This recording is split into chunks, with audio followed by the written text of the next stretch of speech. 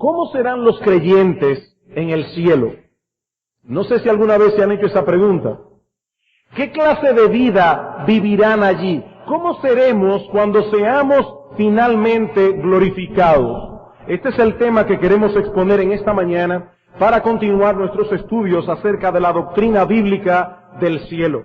Y aunque me adelanto a decir que hay ciertas interrogantes que la Biblia no responde en cuanto a esto, Dios ha revelado lo suficiente como para que los creyentes anhelen de todo corazón ir al cielo. Y a modo de introducción, yo quisiera que buscaran conmigo algunos textos claves del Nuevo Testamento que descorren un poco el velo para que podamos contemplar algo de lo que será la vida de los creyentes en el cielo. Mateo capítulo 13, Evangelio de Mateo capítulo 13, y vamos a leer el versículo 43. Entonces los justos resplandecerán como el sol en el reino de su Padre. El que tiene oídos para oír, oiga. He aquí, hermanos, una de las cosas que sucederán cuando nuestro Señor Jesucristo regrese en gloria. Dice el texto que los justos resplandecerán como el sol en el reino de su Padre. Como bien señala Hendrickson en su comentario de Mateo, los que son recipientes de su gracia aquí serán recipientes de la gloria allá. Los creyentes en aquel día serán glorificados. En estos momentos la identidad de los hijos de Dios está escondida a los ojos del mundo. Los creyentes son menospreciados y desestimados como personas sin importancia, pero cuando el Señor regrese en gloria, se cumplirán las palabras de Daniel en el capítulo 12 de su profecía. Los entendidos resplandecerán como el resplandor del firmamento. Romanos capítulo 8, versículo 18. ¿Cómo serán los creyentes en el cielo? Romanos capítulo 8, versículo 18, dice el apóstol Pablo, pues tengo por cierto que las aflicciones del tiempo presente no son comparables con la gloria venidera que ha de manifestarse. El tiempo presente, dice Pablo, es un período de aflicción, se caracteriza por la aflicción. Pero estas aflicciones no son comparables con la gloria venidera que se ha de manifestar cuando Cristo regrese en gloria. Ahora, si ustedes estaban alertas cuando yo leía este texto de Romanos, se deben haber dado cuenta de que hay dos palabras que yo no mencioné. Dos palabras que yo no mencioné, y fue a propósito. Dos palabras que hacen un mundo de diferencia en el mensaje contenido en este texto. En nosotros. Lean el texto otra vez. Pero tengo por cierto que las aflicciones del tiempo presente no son comparables con la gloria venidera que en nosotros ha de manifestarse. Hermanos, no solo seremos espectadores de esa gloria, sino que participaremos de ella. Esa gloria se ha de manifestar en nosotros. En aquel día seremos investidos de gloria. Romanos capítulo 8, versículo 28. Y sabemos que a los que aman a Dios, todas las cosas les ayudan a bien. Esto es, a los que conforme a su propósito son llamados. Porque a los que antes conoció, también los predestinó, para que fuesen hechos conformes a la imagen de su Hijo, para que Él sea el primogénito entre muchos hermanos. Y a los que predestinó, a estos también llamó, y a los que llamó, a estos también justificó, y a los que justificó, a estos también glorificó. Esto es algo tan cierto que Pablo lo dice en tiempo pasado. La glorificación, hermanos, no es otra cosa que alcanzar plenamente el propósito para el cual fuimos llamados, escogidos, justificados por Dios. ¿Y cuál es ese propósito? Ser hechos conformes a la imagen del Hijo de Dios, de nuestro Señor Jesucristo. En el momento de la glorificación seremos completa y totalmente conformados a la imagen moral de nuestro Señor. Colosenses capítulo 3.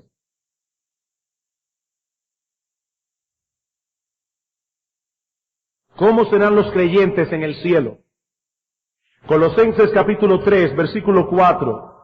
Dice el apóstol Pablo que nuestra vida está escondida con Cristo en Dios. Cuando Cristo, que es vuestra vida, se manifieste, entonces vosotros también seréis manifestados con Él en gloria.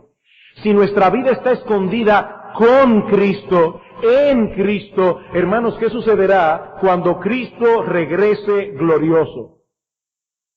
Que el mundo verá algo insólito. Esos que fueron menospreciados y perseguidos, ahora brillan y reinan con Él en gloria. Primera de Juan, capítulo 3.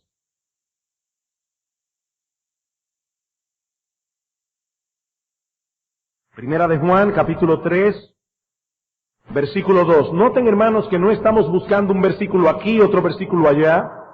Esta es la enseñanza del Nuevo Testamento. Dice en Primera de Juan, capítulo 3, versículo 2, amados, ahora somos hijos de Dios, y aún no se ha manifestado lo que hemos de ser, pero sabemos que cuando Él se manifieste, seremos semejantes a Él, porque le veremos tal como Él es. Hay algunas cosas del cielo que nosotros no conocemos en este momento, pero hay algo que sí sabemos, dice Juan, y es que nosotros seremos como Él, cuando Él se manifieste en gloria. Seremos como nuestro Salvador, no en el sentido de que seremos iguales a Él, porque Él es Dios de Dios, luz de luz, Dios verdadero de Dios verdadero. No, lo que este texto declara es que seremos conformados a la semejanza del Hijo de Dios.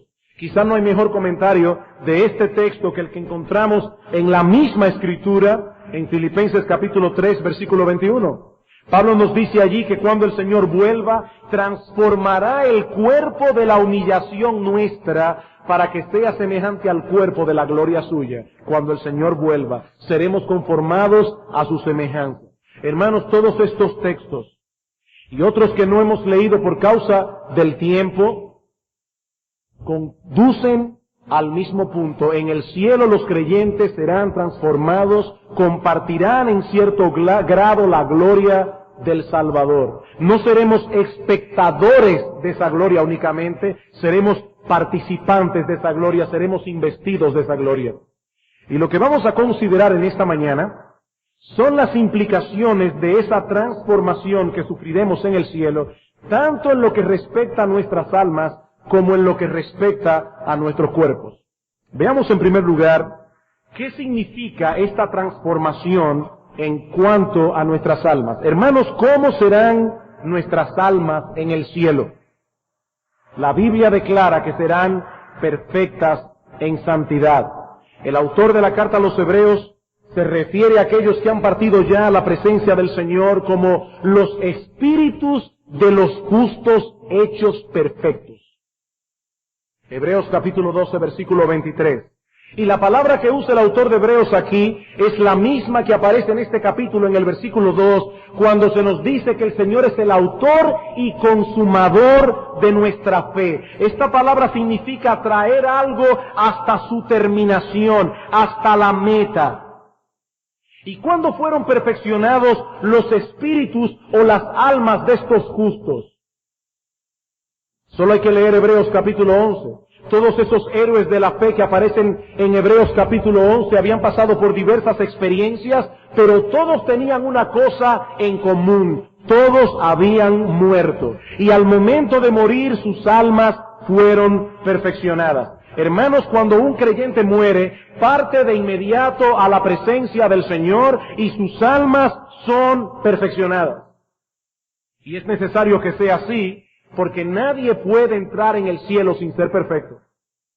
Dice en Hebreos capítulo 12, versículo 14, capítulo 12, versículo 14, sin santidad nadie verá al Señor. Y en el libro de Apocalipsis varias veces se nos dice que en el cielo los habitantes tienen vestiduras blancas. Yo no sé cuál será la moda del cielo, yo no sé qué tipo de ropa tendremos, cuál es el color de temporada en el cielo, porque hermanos, esos textos no son literales. Esos textos simplemente nos están diciendo que en el cielo todos sus habitantes son puros. Dice en Apocalipsis capítulo 21, versículo 27, que en el cielo no entrará ninguna cosa inmunda o que hace abominación y mentira. Todos los habitantes del cielo son perfectos. Experimentaremos al llegar allí, en nuestras almas, aquello que Cristo compró para nosotros en la cruz del Calvario. Dice en Efesios capítulo 5, versículo 25 y 26, que Cristo amó a su iglesia y se entregó por ella para santificarla, para presentársela a sí mismo como una iglesia gloriosa, que no tuviese mancha, que no tuviese arruga, nada semejante. Esas son las vestiduras blancas que tenemos en el cielo. De ahí la declaración tan extraña que aparece en Apocalipsis capítulo 7, versículo 14. Dice allí que esas vestiduras fueron emblanquecidas en la sangre del Cordero. Una sangre que emblanquece, la sangre de Cristo, porque es una sangre que purifica. Amados hermanos, yo quisiera que ustedes meditaran por un momento en esto que estamos diciendo ahora. Llegará el día cuando nuestras almas sean completamente purificadas. Esa lucha que el creyente experimenta cada día contra su pecado y que el apóstol Pablo establece claramente en Romanos capítulo 7, habrá terminado por siempre, para siempre. Los creyentes mantienen aquí ahora una relación extraña de atracción y odio con el pecado. Una extraña relación de atracción y odio. No quieren pecar, pero el pecado todavía ejerce atracción sobre ellos. Y eso es lo que genera esa lucha que nosotros libramos cada día, hermanos. Y que viene a ser agónica muchas veces. Ya no practicamos el pecado ya no se enseñorea sobre nosotros, pero sigue siendo un enemigo poderoso y cruel, con el que tenemos que enfrentarnos día tras día. Pero mis hermanos, queridos, esa lucha terminará completamente en el cielo. En el cielo. Nuestras almas serán completamente purificadas en el cielo. Todas las células cancerosas del pecado que ahora infectan nuestras almas serán totalmente eliminadas de nosotros. Es una quimioterapia poderosísima. Nunca más tendremos problemas con nuestro mal temperamento. Nunca más. Con nuestra falta de control, con nuestra impaciencia, nuestra irritabilidad, nuestros malos pensamientos, nuestra obstinación, nuestro egoísmo, nuestro egocentrismo. A veces sentimos aquí envidia, a veces sentimos celos por las bendiciones que Dios le da a otras personas. Eso nunca más lo sentiremos en el cielo. Nunca más. Nunca más sentiremos vergüenza por algo que hicimos que no debimos hacer. Nunca más sentiremos vergüenza por algo que dejamos de hacer y debimos hacer. Nunca más sentiremos como ahora tanta renuencia para decir, por favor, perdóname, he pecado contra ti. Nunca más. Hermanos, ¿cómo se levanta el orgullo en nuestro corazón para justificar lo injustificable? O para conceder el perdón cuando alguien nos ha ofendido y nos está pidiendo perdón. Pero hermanos, eso nunca más ocurrirá en el cielo. De hecho, nunca más tendremos razón para pedirle perdón a nadie ni para concedérselo, porque todos seremos perfectos, perfectos en santidad, perfectos en amor. Todo vestigio de orgullo, todo vestigio de egoísmo, todo vestigio de vanidad, de egocentrismo, habrá sido total y definitivamente eliminado en el cielo. Toda apatía espiritual, toda falta de fervor, toda falta de amor a Dios será eliminada en el cielo. Hermanos, ustedes no se pueden imaginar cuántas veces, luego de predicar un sermón en el que se exaltó la persona de Jesucristo, los predicadores regresamos a la casa con un fuerte peso sobre nuestras conciencias, porque al hablar de Él, nuestros corazones no ardían como debían haber ardido. ¿No se imaginan cuántas veces? Porque reconocemos que hemos hablado de una persona extraordinaria sin haber tenido un fuego extraordinario ardiendo en nuestro interior. Por apatía, por falta de celo, por falta de fervor. Los predicadores también sufren de eso. ¿Cuántas veces los cristianos sienten esa falta de fervor? Y la lamentan profundamente cuando vienen a la iglesia y cantan en los cultos de las glorias del Salvador, o cuando leen en sus casas las Escrituras, o cuando se acercan a Dios en oración. Mis amados hermanos, en el cielo ya nunca más sentiremos esa apatía, nunca más tendremos falta de fervor, nunca más tendremos falta de percepción espiritual, porque nuestras almas serán perfectas en el cielo. Perfectas. En el Salmo 38, versículo 4, dice el salmista: porque mis iniquidades se han agravado sobre mi cabeza, como carga pesada se han agravado sobre mí. Y debemos decir con mucha tristeza que este lenguaje no es muy común, aún en círculos evangélicos en el día de hoy. Si un creyente dijera algo como ese, muchos otros se preocuparían aún en la iglesia y lo llevarían a un psicólogo y muy probablemente dirían que tiene baja autoestima. Pero lo que pasa con este hombre no es un problema psicológico. Es que aquí tenemos a un individuo que conoce su propio corazón y que al mismo tiempo conoce la grandeza, la majestad, la justicia, la santidad, la pureza de Dios. Y por eso se siente como se siente. El pecado remanente era una carga pesada sobre su conciencia. Dice él en este mismo salmo: estoy encorvado, estoy humillado en gran manera. Pero mis amados hermanos, llegará el día en que no experimentaremos esto nunca más. No porque tendremos una visión ligera del pecado, no, sino porque ya no tendremos pecado. Porque el pecado dejará de ser un problema para nosotros. Nunca más volveremos a quebrantar uno solo de los mandamientos de Dios. Nunca más tendremos que ir a Él a decirle: Padre, perdóname, pequé otra vez. En eso mismo, Padre, en eso mismo por lo que te pedí perdón ayer, he pecado hoy otra vez. Padre, perdónanos. Nunca más, nunca más.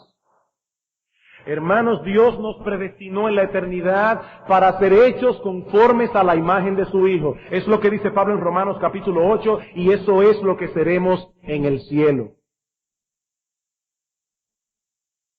Pedimos a Dios en oración conforme a la enseñanza de Cristo que nos libre del mal. Líbranos del mal, no nos dejes entrar en tentación.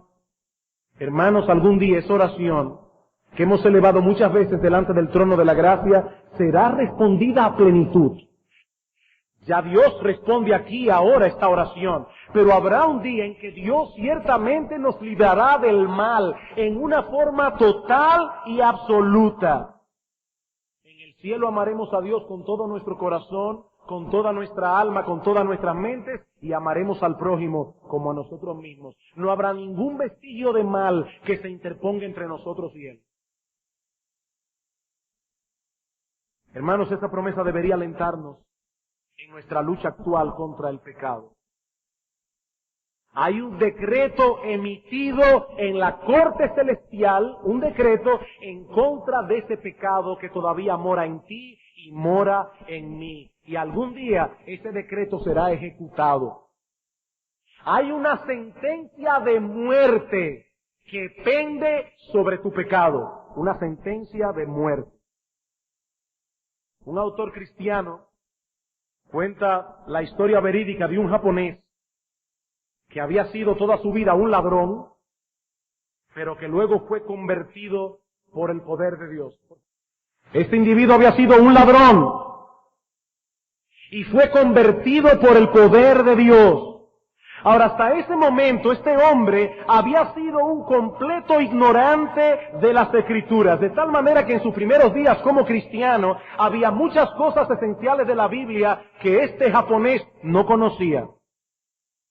Y el primer domingo que visitó una iglesia luego de su conversión, se topó con que en una de las paredes de la iglesia estaban escritos los 10 mandamientos. Y lo interesante es que durante toda esa semana, este pobre japonés había estado luchando con la tentación de ese pecado que lo había dominado toda la vida. Y él estaba preguntándose a sí mismo: ¿algún día podré dejar de robar? ¿Algún día eso no será un problema para mí? llega a la iglesia, se topa con el decálogo y de manera particular con el 8º mandamiento, no robarás. Y este hombre era tan ignorante de las Escrituras que en un principio él no se dio cuenta que se trataba de un mandamiento. Él pensaba que era una promesa. Y su rostro se iluminó y le dio gracias al Señor por la promesa contenida en ese texto, no robarás. Ahora, hermano, yo quiero preguntarles, ¿estaba este hombre completamente equivocado en su apreciación? No del todo, no del todo. Mis queridos hermanos, cada uno de los mandamientos del Decálogo es en cierto modo una promesa de Dios para los hijos. No se trata únicamente de un reto para nosotros, aunque lo es, pero es una promesa también, una promesa. El Decálogo es una sorprendente descripción de lo que seremos en el cielo. Allí amaremos a Dios con todo nuestro corazón, allí amaremos al prójimo como a nosotros mismos. Mis hermanos, esa será nuestra condición en el cielo y la de todos aquellos con quienes compartiremos la gloria. Y eso es importante. Muchas de las aflicciones que tenemos aquí no provienen únicamente de nuestros pecados, sino también del pecado de otros. Pero así como nunca más pecaremos en el cielo, así tampoco nadie pecará contra nosotros en el cielo nunca más. No nos sentiremos inseguros en el cielo. No tendremos que cuidarnos las espaldas en el cielo. No tendremos que preguntarnos qué está pensando este allí o qué está pensando aquel allá. No. Nadie murmurará contra nosotros en el cielo. Nadie nos inventará un asunto. Nadie chismeará contra nosotros. Nadie nos quitará lo que es nuestro. Nadie estorbará nuestra felicidad en ningún sentido. En ningún sentido. No tendremos que pasar por la pena en el cielo de ver que algunos no andan bien. Eso es una tristeza para el corazón de un creyente. No tendremos que ver cómo algunos se están dejando arropar por la mundanalidad, que algunos no están guardando como deben hacerlo el día del Señor, a pesar de que tienen instrucción. No veremos nunca más a nadie usando mal su libertad cristiana, nunca más. Hermanos, esas cosas afligen profundamente el alma de aquellos que aman la iglesia de Cristo, de aquellos que de veras aman el reino de Dios. El apóstol Pablo dice en 2 Corintios capítulo 11, versículo 28, que sobre él se agolpaba cada día la preocupación por todas las iglesias. ¿Quién enferma y yo no enfermo?, dice Pablo. ¿A quién se le hace tropezar y yo no me indigno? Eso es parte de las aflicciones que sufrimos aquí cada día como creyentes. Cuando nos enteramos de que en la iglesia hubo un problema aquí, hubo un problema allá, que un hermano hizo esto, que un hermano hizo aquello, estas cosas afligen profundamente el corazón. Pero hermanos, en el cielo esas aflicciones habrán terminado por siempre, porque los espíritus de los justos habrán sido hechos perfectos. Y ahora yo te pregunto, ¿es esta promesa un motivo de alegría y de gozo para ti? ¿Deseas tú de todo corazón ser librado algún día por siempre de todo vestigio de pecado en tu vida? ¿Tú deseas eso? Porque si no es así, mi amigo, no te engañes a ti mismo, tú no vas camino al cielo. Tú no vas camino al cielo.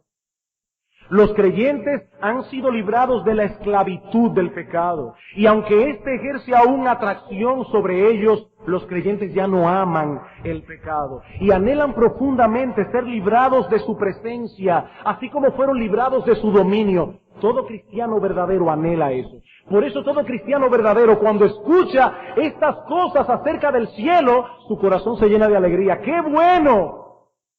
Algún día no tendré nunca más problemas con el pecado. ¿Saben cómo piensan los impíos? Qué bueno, en el cielo no habrá enfermedad, en el cielo yo no tendré que pagar la cuenta de la luz ni del agua. Es por eso que tú quieres llegar al cielo, mi amigo, porque si esa es la razón que predomina en tu corazón, tú no vas camino al cielo. Tú no vas camino al cielo. No te engañes a ti mismo. Los que de veras van camino al cielo anhelan ser santos. Y cuando saben que en el cielo ya no habrá pecado, eso llena de gozo y de alegría el corazón. Dice el apóstol Juan en su primera carta, en el texto que citamos en la introducción, no solo que en el cielo seremos semejantes al Señor, sino que aquí en la tierra, en esta vida presente, el que tiene esa esperanza en Él, se purifica a sí mismo. Se purifica a sí mismo. La esperanza de que algún día seremos como Cristo, es decir, sin pecado, ejerce una poderosa influencia santificante en nuestro corazón. Si tú amas el mundo y el mundo es tu porción y tú estás contento aquí, tanto que no anhelas el cielo, tú no vas camino al cielo. No te engañes a ti mismo, tú no vas camino al cielo. Así que las almas de los creyentes serán perfectas en el cielo. Perfectas. Pero ¿qué de sus cuerpos? Hermanos, ¿cómo serán nuestros cuerpos en el cielo? Este es el segundo encabezado de nuestro estudio en esta mañana. ¿Qué significa esto en cuanto a nuestros cuerpos? Cuando un creyente muere, su alma parte de inmediato a la presencia de Dios y es perfeccionada como hemos visto, pero su cuerpo permanece en la tumba, esperando el día de la resurrección. La Biblia describe la muerte como la separación del alma y el cuerpo. Por eso el apóstol Pablo, en 2 Corintios capítulo 5, habla de la muerte como ser desnudados. En la muerte el alma queda desnuda. Por eso, hermanos, la bendición del creyente al morir es incompleta. Es incompleta porque su alma se ha separado del cuerpo. Pero llegará el día, dice Pablo, en que nuestros cuerpos serán transformados, serán resucitados en un momento, en un abrir y cerrar de ojos, a la final trompeta, porque se tocará la trompeta y los muertos serán resucitados incorruptibles. Incorruptibles. ¿Y cómo serán nuestros cuerpos? Cuando sean resucitados y unidos a nuestras almas otra vez. ¿Nos darán un cuerpo distinto al que tenemos ahora? Usted dice, bueno, yo quisiera un cuerpo de 6 pies. ¿Va a ser diferente al cuerpo tuyo ahora? ¿Tendrás otra cara? De manera que en el cielo vamos a tener que presentarnos delante de la persona y decirle, soy yo. ¿No? Parece increíble, pero soy yo. ¿O conservaremos de alguna manera nuestra identidad en el cielo? ¿Cómo seremos en el cielo? Seremos semejantes pero distintos. Conservaremos nuestra misma identidad, pero el cuerpo que tendremos será inmensamente superior. Para explicar esto, el apóstol Pablo usa la figura de una semilla en 1 Corintios 15. Acompáñenme allí, por favor, 1 Corintios, capítulo 15.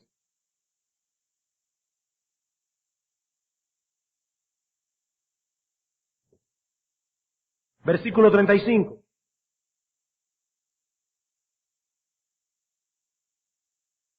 Pero dirá alguno, ¿cómo resucitarán los muertos? ¿Con qué cuerpo vendrán? Algunos en Corinto objetaban la doctrina de la resurrección.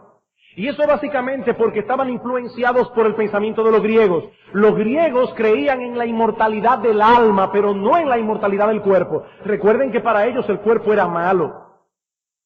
Y ahora estas personas en Corinto dicen, si fuese verdad que hay resurrección, ¿con qué cuerpo vendrán si ese cuerpo se descompone en la tumba?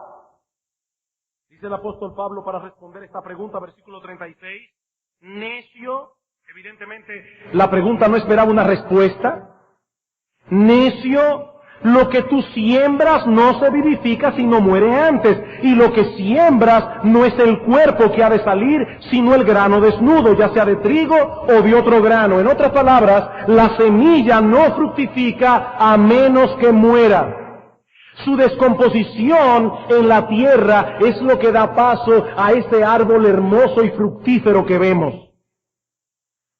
Bueno, dice Pablo, lo mismo ocurre con el cuerpo. Lo mismo ocurre con el cuerpo. Uno siembra una semilla, la semilla muere, se descompone y crece el árbol. Ahora, hermanos, el árbol que crece es de la misma identidad de la semilla. Uno siembra una semilla de mango y crece una mata de mango. Uno siembra una semilla de aguacate y crece una mata de aguacate. Pero la forma final que adquiere la mata es distinta a la forma original que tenía la semilla. Hay identidad, pero hay al mismo tiempo diferencia. Y dice Pablo, lo mismo ocurre con el cuerpo. Versículo 42. Así también es la resurrección de los muertos. Así también, como una semilla que se descompone en la tierra. Nuestros cuerpos son como semillas, dice Pablo. No son enterrados en la tumba para quedarse allí por siempre, sino para ser levantados algún día en una condición inmensamente superior a la que tenemos ahora. Inmensamente superior. Hermanos, serán nuestros mismos cuerpos, pero muy superiores, inmensamente superiores. Conservaremos nuestra identidad, pero seremos distintos. ¿Y en qué sentido seremos distintos? Pablo dice 4 cosas. Versículo 42, en primer lugar, dice Pablo, se siembra en corrupción, resucitará en incorrupción. En incorrupción. Hermanos, nuestros cuerpos en el presente estado están sujetos a la corrupción.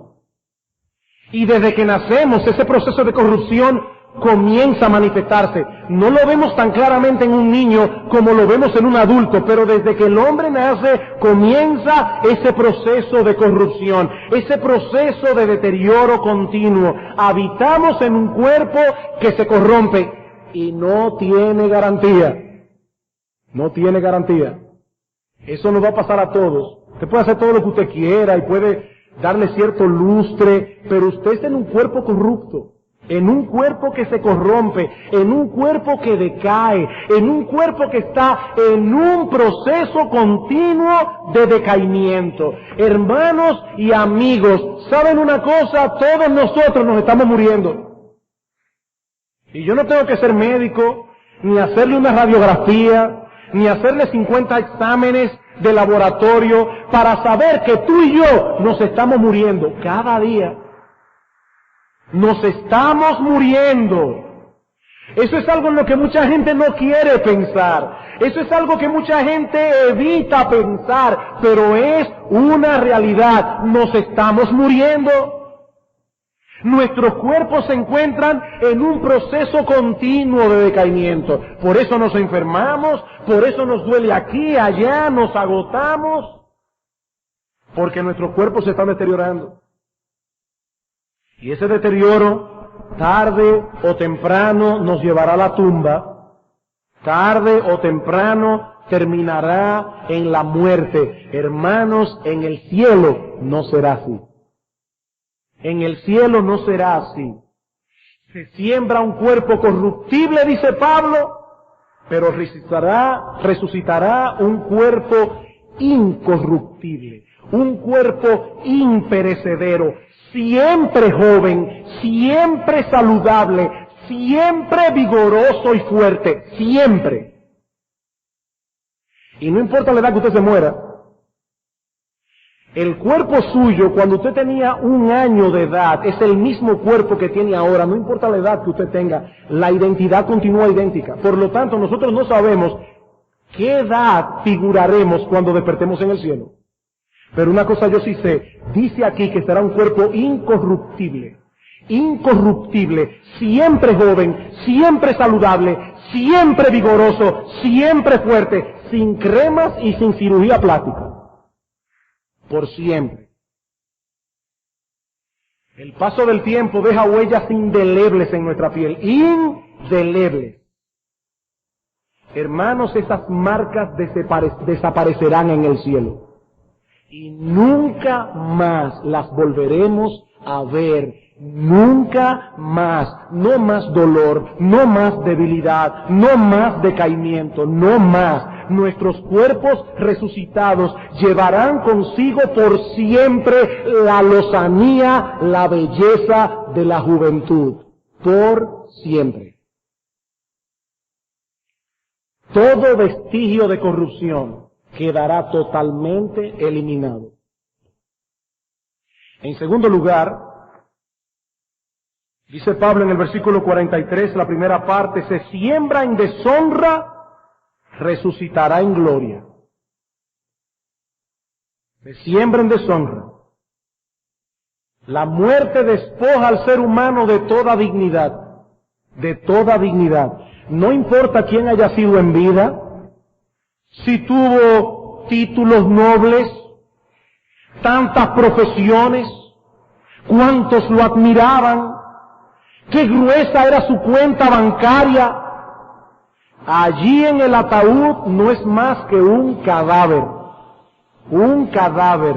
sin ninguna dignidad, despojado totalmente del efímero atractivo que pudo haber tenido en vida. Un cadáver. Pero ese cuerpo que es enterrado en vergüenza, ese cuerpo que es enterrado en deshonra, que es enterrado en debilidad, dice Pablo, resucitará en gloria. Y saben una cosa, hermanos, yo debo confesar que yo no sé lo que eso significa. Resucitará en gloria. ¿Qué significa eso? Yo no lo sé. Honestamente, yo no tengo la menor idea. La menor idea. Yo solo sé que será un cuerpo glorioso. Yo solo sé que allí se cumplirán las palabras del Señor en Mateo capítulo 13, versículo 43. Los justos resplandecerán como el sol. ¿Qué significa eso? Repito, yo no lo sé. Pero resplandecerán como el sol. Dice C.S. Lewis que si nosotros pudiésemos contemplar aquí cómo serán los santos allá, seríamos tentados a adorarle. Sería una cosa tan magnificente que nos postraríamos a adorarle. Como hizo Juan el apóstol cuando vio un ángel del cielo, que se le presentó, dice que yo me postré para adorar al ángel y le digo, no lo hagas, adora a Dios. Hermanos, seremos gloriosos, gloriosos. No seremos meros espectadores de la gloria de Dios. Nosotros recibiremos el impacto de esa gloria. Seremos investidos de esa gloria. En tercer lugar, versículo 43 otra vez, dice Pablo, se siembra en deshonra, resucitará en gloria. Se siembra en debilidad, resucitará en poder. En poder. Hermanos, cuánta debilidad experimenta nuestro cuerpo cada día. Cuánta debilidad. Usted pudo haber dormido bien anoche, tuve un buen descanso, dormí mis 8 horas, se levanta por la mañana con todo su vigor, listo para las tareas del día, pero a medida que pasan las horas, a medida que se adentra en las actividades del día, vuelve a sentirse agotado otra vez. Y cuando llega la noche, necesita dormir de nuevo. Para el otro día volver al mismo ciclo. Y si durmió mal, peor. Hermanos, este cuerpo está rodeado de debilidad. Y esa debilidad que poseemos en vida será consumada en la muerte. En la muerte. No hay nada más débil ni más impotente que un cadáver. Total debilidad, somos sembrados en debilidad, pero, dice Pablo, resucitaremos en poder. Resucitaremos en poder. Comentando esto, dice Charles Hodge, el cuerpo futuro estará rebosante de energía, acaso dotado de facultades que ahora no podemos concebir. Tendremos energía para regalar. Energía que nunca se agotará. Hermanos, en el cielo nuestros cuerpos no serán una carga para nosotros, nuestros cuerpos no serán un impedimento, estaremos llenos de energía, llenos de energía. No importa en cuántas actividades estemos envueltos por los siglos de los siglos, nunca sentiremos cansancio en el cielo, nunca. Nunca nos va a doler por aquí, nunca. Es más, yo te me pregunto si sudaremos en el cielo, yo no sé. Pero no habrá nada que nos incomode. Se siembra en debilidad, resucitaremos en poder. Nunca nos sentiremos cansados en el cielo. Nunca vamos a querer hacer algo y el cuerpo se nos va a oponer. Nunca. Llenos de energía todo el tiempo.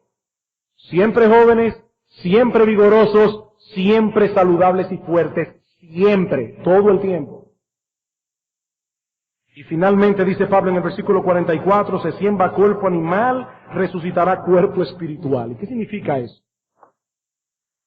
Bueno, eso no significa que nosotros somos animales que razonamos, no. No, la palabra que el apóstol, que la Reina Valera traduce aquí, cuerpo animal, significa simplemente un cuerpo preparado para la vida terrena. Nosotros tenemos un cuerpo que se adapta perfectamente a la vida aquí. Pero no se puede adaptar a la vida allá. Si a nosotros nos llevaran al cielo así como somos, sería terrible. ¿Qué es un cuerpo espiritual? No es un cuerpo inmaterial. No es un cuerpo etéreo. Es un cuerpo. ¿Recuerdan ustedes cuando el Señor Jesucristo resucitó? Que le dice a los discípulos, denme de comer. Y le dice a Tomás, mete tu mano en mi costado. Ellos podían ver las marcas de Cristo en la cruz. Era un cuerpo, no era un cuerpo etéreo, no era un cuerpo inmaterial, era un cuerpo físico real, pero era un cuerpo espiritual, un cuerpo adaptado a la vida en el cielo. ¿Qué significa esto? Yo tampoco sé porque yo nunca he ido al cielo, pero es lo que la Biblia enseña, es un cuerpo adaptado para la vida en el cielo. Hermanos, ¿a cuántos de ustedes no les ha pasado, con honestidad, que se ponen a pensar en el cielo y dicen, pero yo no me aburriré en el cielo? Es más, uno no quiere problemas, pero los problemas como que mantienen a uno aquí alertas. A veces como que a uno aquí le hace falta como ciertos problemitas para mantener la adrenalina. Y uno dice, ¿cómo será eso en el cielo? No va a haber que ir a hablar con un hermano para aplicar Mateo 18, ni problema económico, y yo no me aburriré en el cielo con tanto tiempo y sin nada importante que hacer. No es que tú tendrás muchas cosas importantes que hacer en el cielo, pero el punto es que nosotros aquí no podemos concebir cómo es la vida allá, porque el cuerpo que tenemos ahora está adaptado a la vida en la tierra, no en el cielo. Pero se siembra un cuerpo animal, resucitará un cuerpo espiritual, un cuerpo celestial, un cuerpo preparado para la vida en el cielo. Bien, hermanos, esos son algunos de los destellos de la gloria que en nosotros ha de manifestarse. Seremos semejantes a nuestro Salvador. Este cuerpo de la humillación nuestra será transformado en el cuerpo de la gloria suya. ¿Y qué aprendemos de todo esto? 3 cosas. Al menos 3 cosas. En primer lugar, aprendemos, hermanos, que la lucha que nosotros tenemos con el pecado remanente aquí y ahora durará hasta que lleguemos al cielo. Hermanos, algún día seremos perfectos, pero no aquí. No aquí. Seremos perfectos en el cielo. Muchos creyentes se desaniman cuando ven la lucha tan grande que tienen en su corazón contra el pecado. Cuando ven la influencia tan poderosa que el pecado todavía ejerce en ellos. Cuando ven cómo el pecado todavía los seduce. Uno quisiera que viniera la tentación y que esa tentación no hiciera absolutamente nada en nosotros. Hay tentaciones que no hacen nada en nosotros. Porque dice Santiago que cada uno es tentado cuando de su propia concupiscencia es atraído y seducido. Y hay algunas cosas que no pertenecen a nuestra propia concupiscencia. Y cuando vienen esas tentaciones, podemos decir que no con una facilidad espantosa. Y tal vez hay otros en la iglesia que no pueden decir que no a esa tentación particular, pero para mí eso no es ningún problema. Pero cuando somos tentados de acuerdo a nuestra propia concupiscencia, y el corazón se agita, y sentimos un fuerte deseo de pecar, y para no pecar tenemos que hacer uso de todas nuestras energías espirituales. Muchos creyentes se abaten cuando perciben esa lucha en el corazón. Mi hermano, anímate, ese es un síntoma inequívoco de que vas camino al cielo. ¿Los impíos no tienen esa lucha? Algún día el pecado ya no tendrá parte ni suerte con nosotros, pero eso será en el cielo. Eso será en el cielo, mi hermano. Hasta que entremos por esas puertas de perlas, tendremos que seguir librando esta batalla espiritual. Dice Pablo, yo no hago el bien que quiero, sino el mal que no quiero, eso hago. ¿No es esa tu experiencia? Cuando la obstinación de nuestro corazón vence y pecamos, el creyente puede decir, yo no hice lo que yo quería, porque yo hubiera querido no pecar. ¿No es esa la experiencia del creyente? Pues hermano, nosotros tendremos esa lucha hasta que lleguemos al cielo. Algún día seremos perfectos allá, no aquí. No aquí.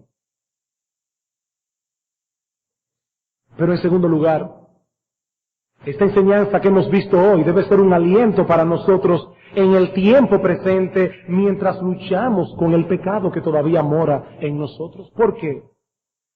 Porque sabemos que estamos librando una batalla desde el terreno del vencedor.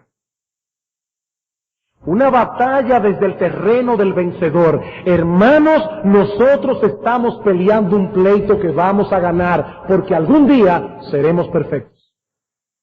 Algún día el pecado será aplastado. Algún día tendremos victoria total y absoluta. Sigue peleando la batalla.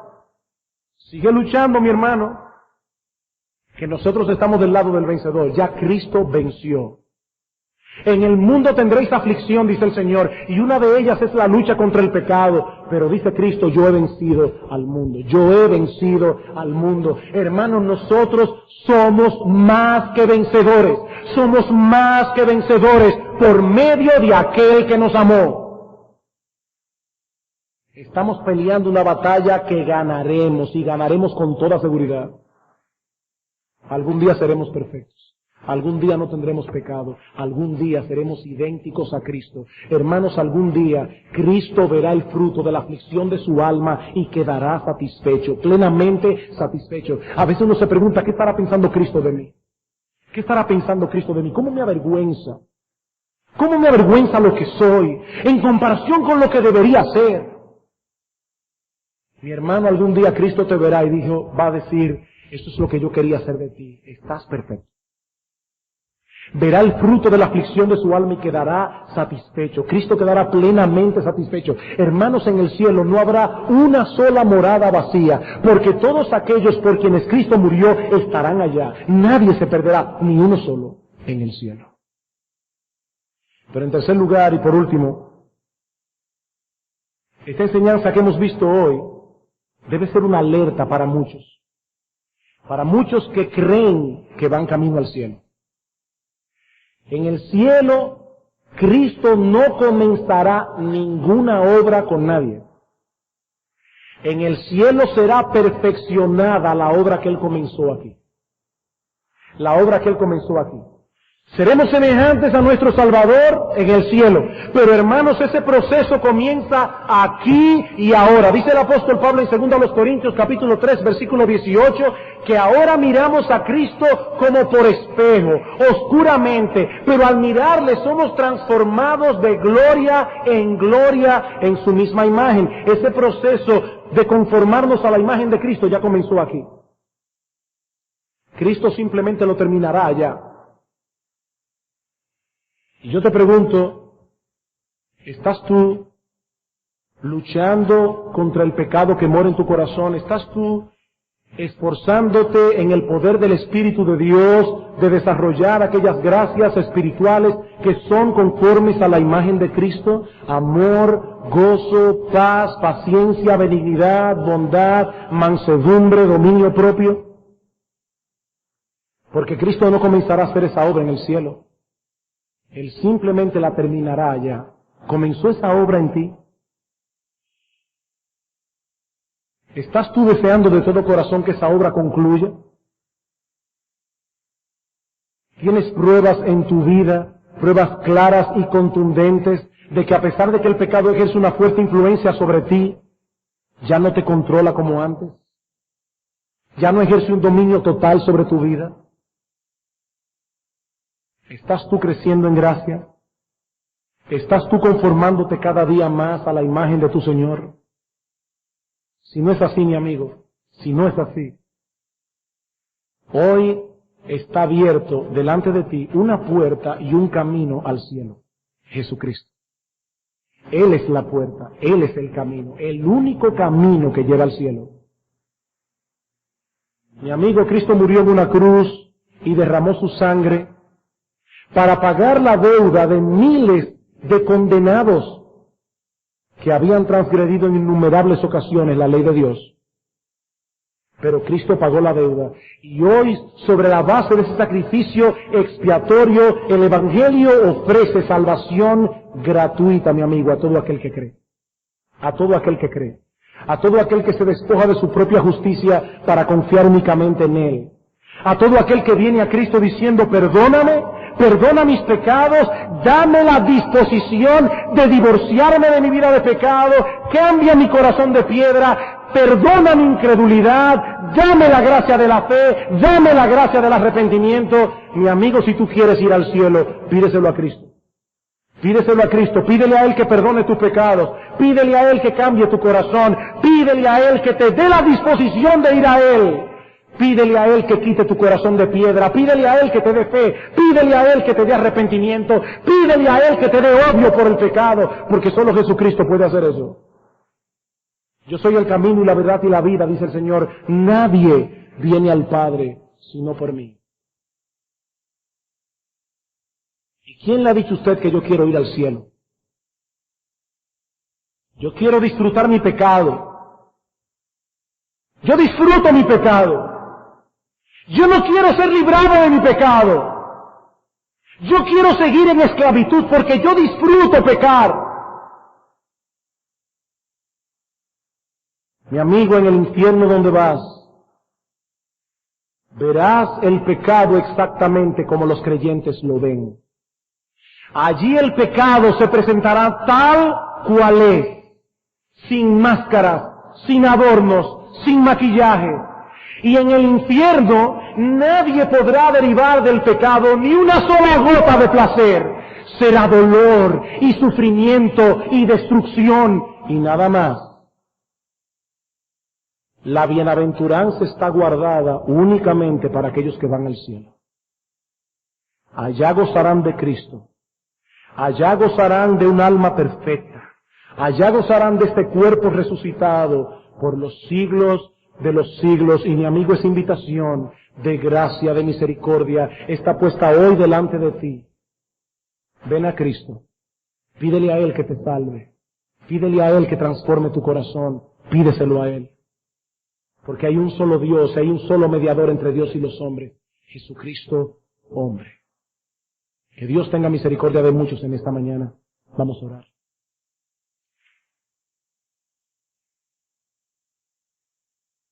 Nuestro Padre que estás en los cielos,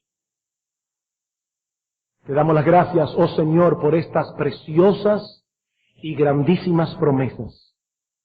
Y te suplicamos, oh bendito Rey, que tú uses tu palabra con poder en esta mañana. Oh Señor, salva a algunos. Padre nuestro, nosotros te imploramos que tú tengas misericordia de muchos que están aquí, que no van camino al cielo. Padre, ten misericordia de ellos. Oh bendito Señor, oh bendito Señor. Toma estas promesas y clávalas profundamente en nuestros corazones, en aquellos que te conocen a ti. Padre, para que amemos la gloria del cielo y eso despegue nuestros corazones de este mundo. Ayúdanos, oh Dios, ayúdanos a amar esas mansiones celestiales. Ayúdanos, oh Dios, a amar aún más a ese Cristo que está en los cielos. Bendice tu palabra, prospera tu palabra, aplica tu palabra, oh Dios, porque te lo suplicamos en Cristo nuestro Salvador. Amén.